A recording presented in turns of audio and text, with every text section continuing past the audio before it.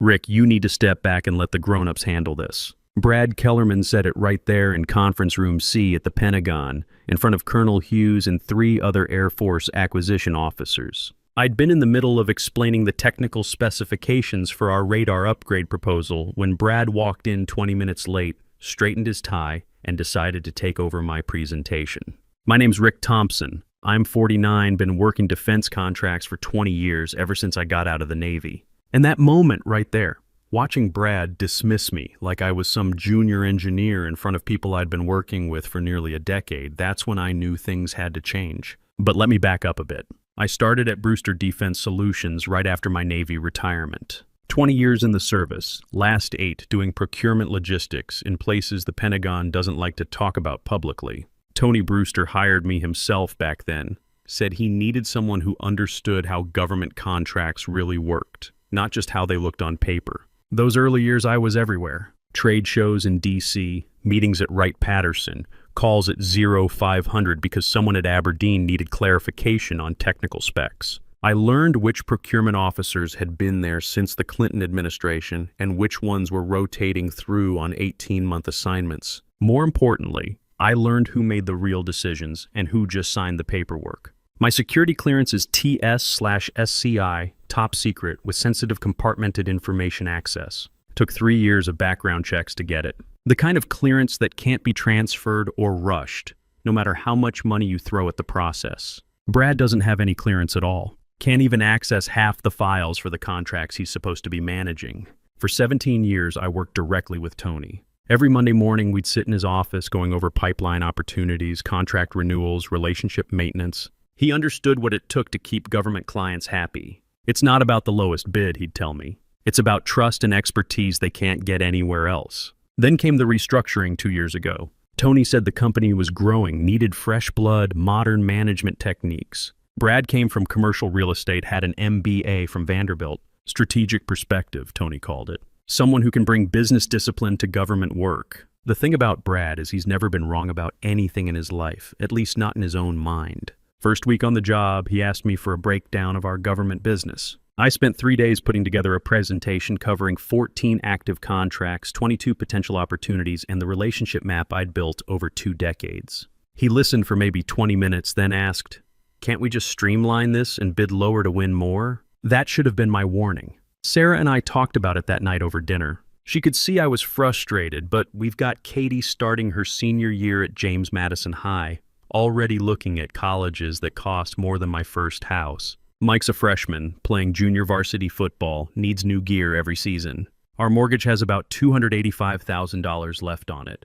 And with college looming, changing jobs wasn't exactly appealing. "Give him a chance," Sarah said, clearing the dishes. "Maybe he'll learn." Over the next 2 years, I watched Brad take credit for every successful proposal while staying as far away as possible from the actual work that made those successes happen. When Colonel Hughes called with questions about the radar project, she asked for me specifically. When the folks at Huntsville wanted to discuss technical requirements, they scheduled around my availability, not Brad's. But in management meetings, Brad presented everything as his strategic vision coming to fruition.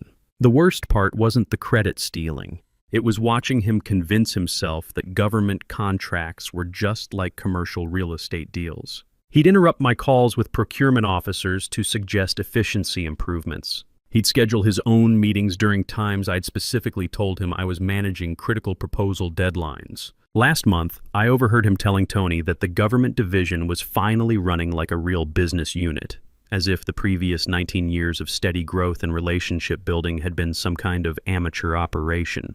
But back to that Pentagon meeting. Colonel Hughes had specifically requested this briefing on the ANFPS 132 radar upgrade proposal. It's a $47 million project over 4 years, involves classified technology integration, and requires someone with both the technical background and security clearance to walk through the implementation timeline. I'd been working this proposal for 8 months, knew every specification, every potential problem, every procurement requirement. Brad showed up late because he'd been stuck in traffic coming back from a networking lunch in Georgetown. Walked into the room like he owned the place, apologized to the colonel for the delay, then looked at me and said I could sit down, he'd take it from here. "Actually," Colonel Hughes said, "we specifically asked for Rick to present this. The technical requirements are quite complex. Brad smiled that MBA smile. Ma'am, I appreciate Rick's input, but I think you'll find my strategic overview will be more valuable for your decision-making process. I watched Colonel Hughes' expression change. She's been doing acquisition for 28 years, came up through the Air Force Academy, knows when someone's trying to snow her. Mr. Kellerman, does your security clearance allow you to discuss the classified components of this proposal? Well, no, but the high-level strategic implications. Then Rick needs to continue his presentation. That's when Brad said it, right there in front of everyone. Rick, you need to step back and let the grown-ups handle this. The room went dead quiet. I mean, you could hear the air conditioning. Colonel Hughes looked like someone had just insulted her personally. The other officers were staring at Brad like he'd lost his mind. I kept my voice level. Brad, perhaps we should discuss this outside. No need. I'm sure the Colonel understands that sometimes we have to manage our technical people carefully. Colonel Hughes stood up. Gentlemen, I think we're done here. Rick, please call me directly when you're ready to discuss the actual technical specifications. Without interruption. After they left, Brad tried to spin it like the meeting had gone well, that he'd established the proper chain of command. I just packed up my laptop and walked out.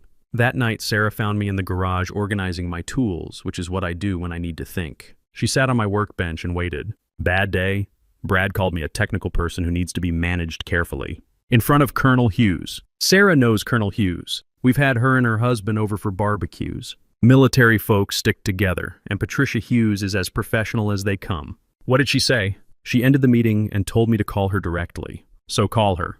I did the next morning. Colonel Hughes was direct, like always. Rick, I need to ask you something, and I want a straight answer. Does your management understand what's required for this project? What do you mean, ma'am? I mean, does Brad Kellerman understand that this isn't a commercial contract? That we're dealing with classified systems integration, strict timeline requirements, and oversight from people who don't care about his MBA? Because if he doesn't, we need to know now.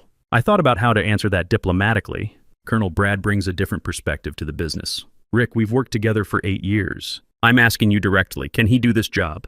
The honest answer was no. Brad couldn't handle the technical requirements, couldn't get the security clearance, couldn't navigate the procurement bureaucracy, and didn't understand the difference between selling office buildings and managing defense contracts. But saying that felt like betraying my company. I can handle the technical side, ma'am. That's not what I asked. 3 days later, Brad called a division meeting to discuss what he called relationship management optimization.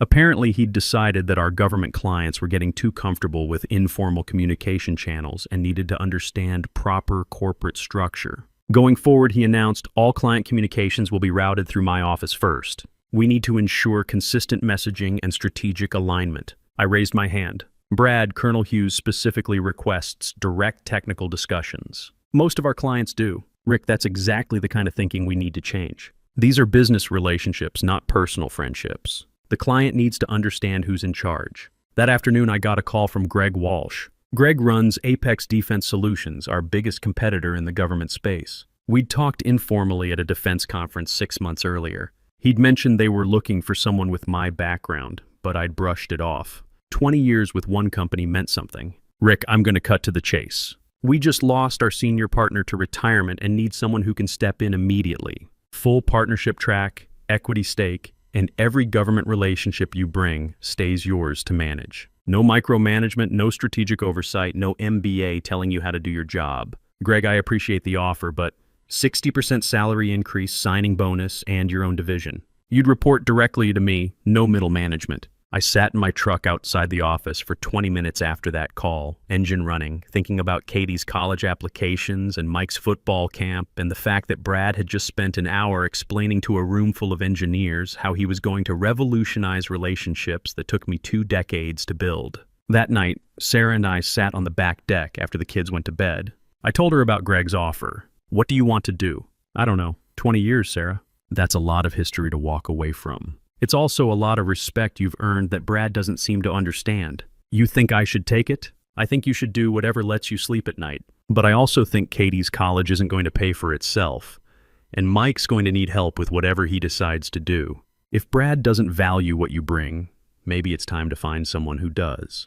The decision point came the following Monday. Brad had scheduled a meeting with Tony to discuss optimizing our government division efficiency. He wanted to consolidate all client relationships under his direct management, establish standardized communication protocols, and bring in outside consultants to modernize our approach. I listened to him present this plan for 30 minutes. Tony nodded along, asked a few questions about implementation timelines, seemed generally supportive of Brad's initiative. "Rick," Tony said finally, "what's your take on this?" I looked at Brad, sitting there with his PowerPoint presentation and his consultant recommendations and his complete lack of understanding about what made our government business work. "Tony, can I ask you something? Do you know why Colonel Hughes specifically requests me for technical briefings? Because you're good at your job. It's because over 8 years, I've learned exactly how she likes information presented, what level of detail she needs, which technical issues matter most to her specific programs. When she calls with a question, I know whether she needs a 2-minute answer or a 2-hour briefing. That's not efficiency optimization, Tony. That's relationship management." Brad jumped in. "Rick, that's exactly what I'm talking about. We can systematize those preferences, create standardized response protocols." "Brad," I said, keeping my voice calm, "have you ever briefed a classified technical proposal to a room full of colonels?" "Well, no, but have you ever had to explain to a procurement officer why a timeline slipped and what you're doing to fix it?" "Rick, you're missing the point.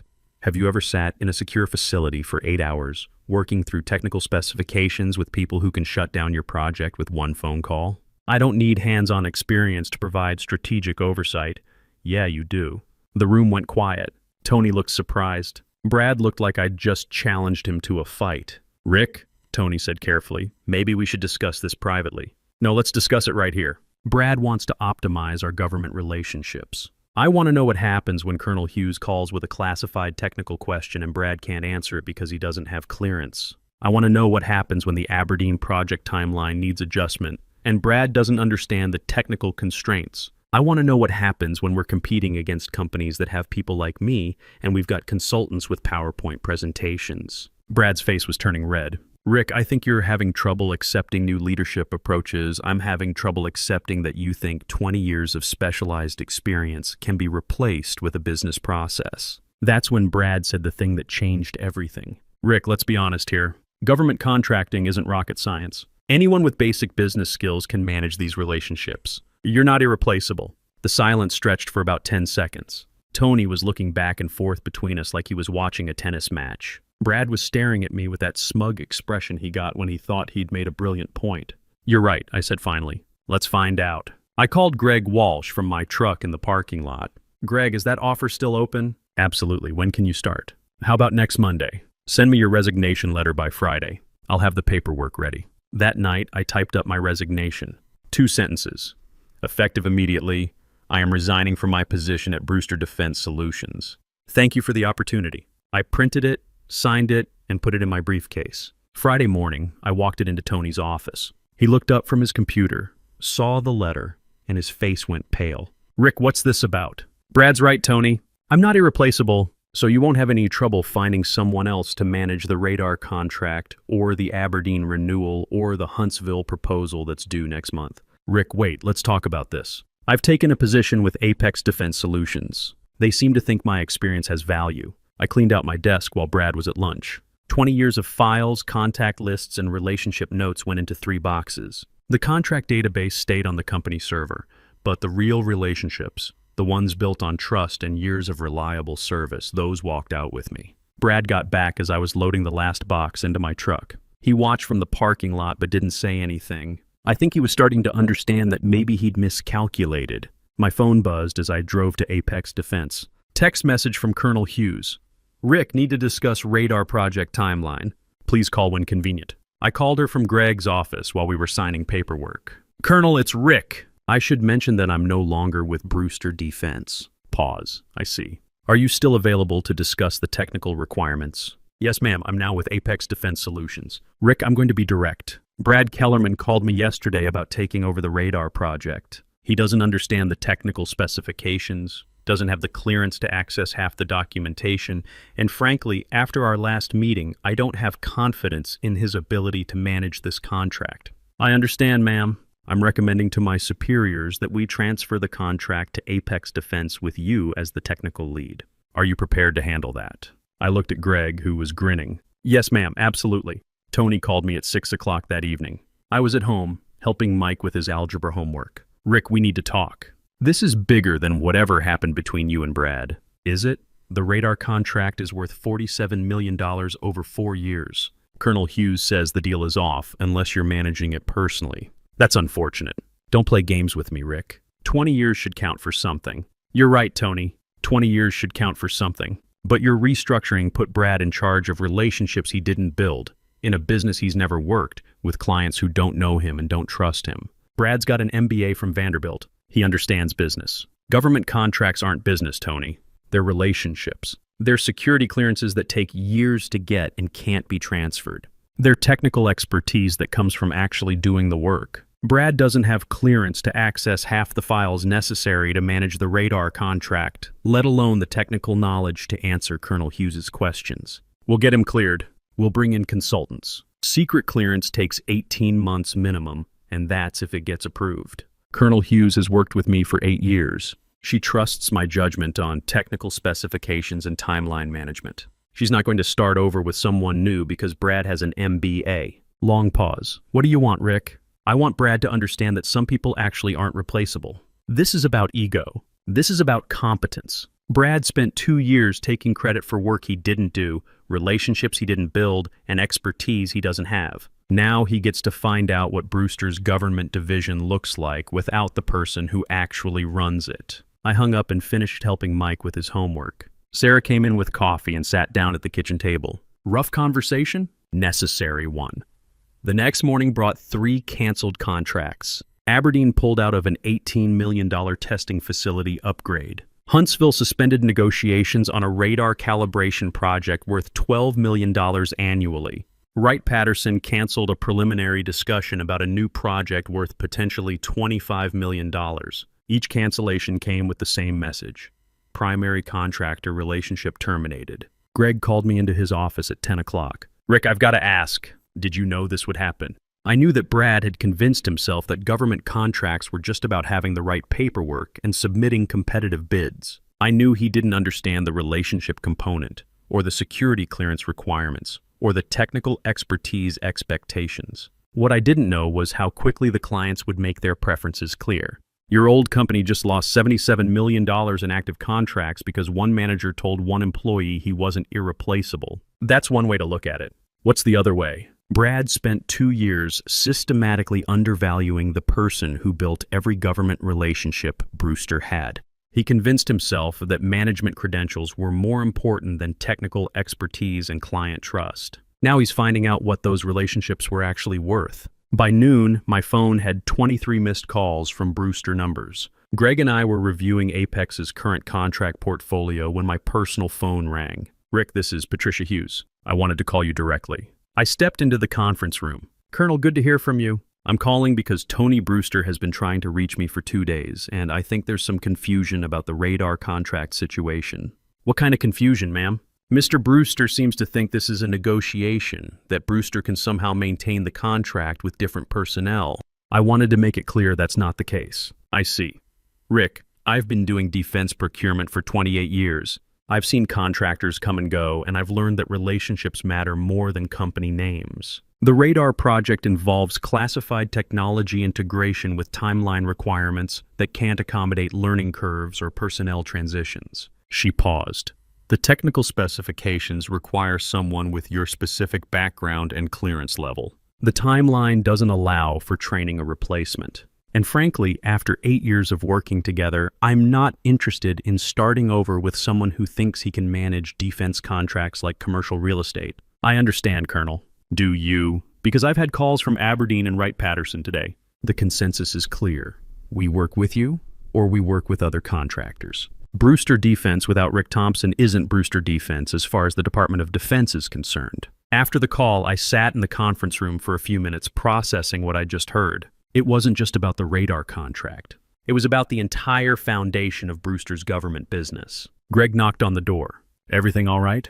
Colonel Hughes just explained something I'd never fully understood. For 8 years, I thought I was working for Brewster Defense, building relationships that benefited the company. But from the client perspective, the relationship was always with me personally. The company was just the administrative framework. That's not uncommon in government contracting. Technical expertise and security clearances are personal assets. They don't transfer with company letterhead. Brad never understood that. He saw government contracts as company assets that could be managed by anyone with the right business training. And now he's discovering that $77 million in annual contract revenue was never really Brewster's to begin with. It was yours, and you were sharing it with them. My phone buzzed with another call from Tony. I declined it.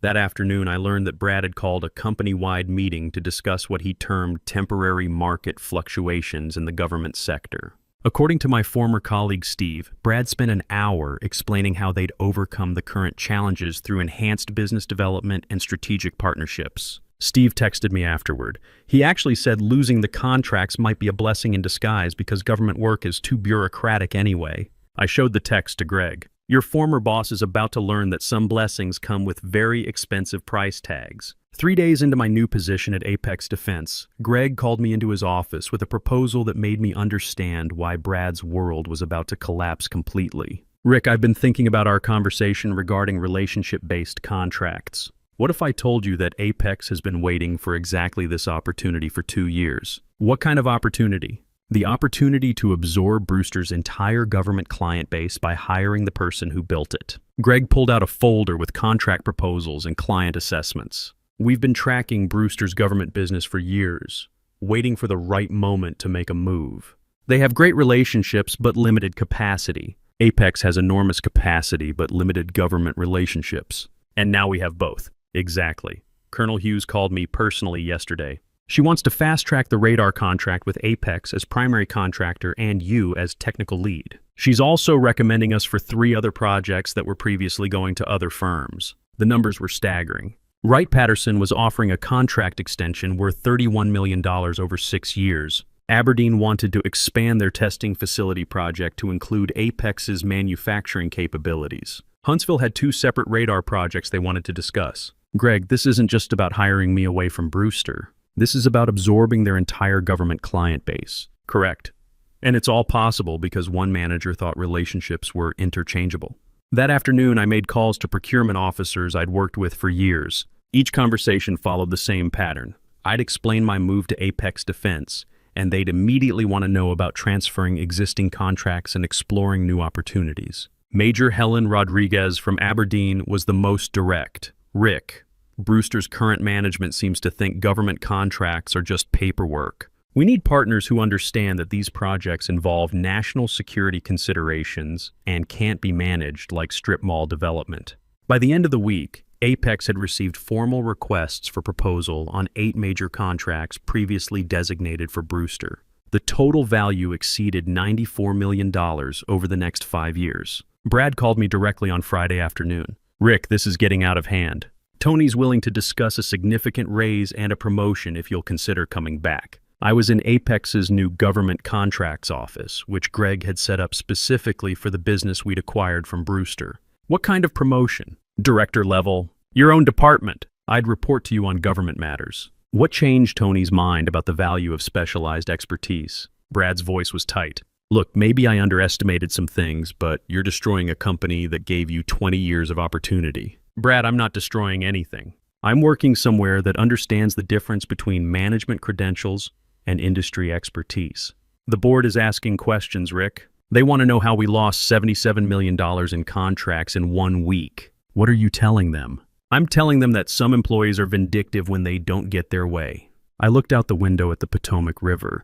Are you also telling them that you don't have security clearance for the contracts you're supposed to manage? Or that you've never worked a single government project from start to finish? Or that you told your only qualified government contractor he wasn't irreplaceable? Brad hung up. An hour later, Tony called. Rick, I need you to understand something. Brad's gone. I'm prepared to offer you his position, plus equity, plus a 70% salary increase. Tony, that's generous. But why didn't any of this matter when Brad was convinced I wasn't irreplaceable? Because I trusted his assessment of the situation. And now? Now I know what $77 million in lost contracts feels like. The call that really drove the point home came Monday morning. Greg knocked on my office door with a grin I'd never seen before. Rick, you need to hear this. He put his phone on speaker. Tony's voice filled the room tight with barely controlled panic. Greg, I'm calling to discuss a partnership opportunity between Apex and Brewster Defense. What kind of partnership, Tony? We want to subcontract our government division to Apex. Apex would handle all government contracts, and Brewster would focus on commercial projects. Greg looked at me and raised an eyebrow.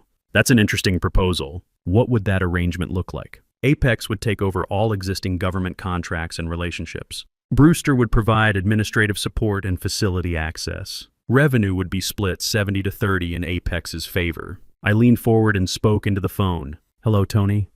The silence stretched for nearly 10 seconds. "Rick, I should have known you'd be part of this conversation." "Actually, Tony, I am this conversation. Every government relationship you're trying to license to Apex belongs to me personally." The clients made that very clear. "Rick, be reasonable. Brewster invested 20 years in your development, and Brad spent 2 years explaining how easily replaceable that investment was. Turns out he was wrong." Greg took over. "Tony, here's our counteroffer. Apex Defense will consider acquiring Brewster's government division assets, office space, equipment, and administrative staff for fair market value. All contracts and client relationships stay with Rick and Apex. That would eliminate our entire government division." "Yes," I said, just like Brad eliminated it last week when he told me I wasn't irreplaceable. "The board is meeting this afternoon, Rick. They're going to want explanations." "Tell them the truth, Tony. Tell them that Brad managed to lose $77 million in annual revenue by dismissing the one person who actually generated it. Tell them that not irreplaceable turned out to be the most expensive phrase in Brewster Defense history." 2 weeks later, I was sitting in my new office at Apex Defense when Steve called with news from Brewster. "Brad got fired yesterday." Board meeting lasted 8 hours. Tony's taking direct control of what's left of the government division, but there's nothing left to control. "What about the other employees?" "Most of the administrative staff transferred to Apex with the asset acquisition. Engineering is focusing entirely on commercial projects now. About half their previous revenue base, but at least it's stable. And Brad, here's the thing about Brad. Turns out when you tell someone they're not an irreplaceable genius and they decide to test that theory, you better be right." Steve laughed, but it wasn't a happy sound. "Word around town is he can't get interviews. Defense contractors talk to each other, Rick. Everyone knows he's the guy who burned down a $77 million business because he didn't understand how it worked. What's he doing now? Last I heard, he was trying to get back into commercial real estate. But even there, people are asking questions. Why would someone leave a VP position at a defense contractor? Why did Brewster's government division collapse right after he took over? His story keeps changing depending on who's asking." I looked out my office window at the Potomac. The view from the 15th floor was pretty spectacular. "Steve, thanks for keeping me informed." "Rick, one more thing. Colonel Hughes called Tony directly yesterday. She wanted to make sure he understood that this wasn't personal against Brewster Defense. She said you'd always been professional and that Apex was lucky to have you. That was kind of her. She also said something else. She said Brad's behavior in that Pentagon meeting was conduct unbecoming, and that procurement officers across the DoD had been briefed about the situation. Rick, they blacklisted him. Officially. Guy's never working government contracts again." After the call, I sat quietly for a few minutes thinking about how things change. 3 weeks ago, Brad was convinced that MBA credentials and management theory were more valuable than 20 years of relationship building and technical expertise. Now he knows the difference. I started reviewing the radar contract specifications. Colonel Hughes wanted to accelerate the timeline, and we had the resources to deliver ahead of schedule. It felt good to be working with people who understood that some relationships, some expertise, some experience really can't be replaced by a business process or a PowerPoint presentation. Sometimes the most valuable lesson is learning that respect earned through competence and dedication always outlasts the authority that comes from a corner office and an expensive degree. Brad learned that lesson the hard way. As for me, I learned something too. After 20 years of building something valuable, it's okay to take it with you when you go. Katie got into Virginia Tech with a partial scholarship. Mike made varsity football as a sophomore. Sarah and I paid off the mortgage 2 years early. Turns out some people really aren't replaceable after all.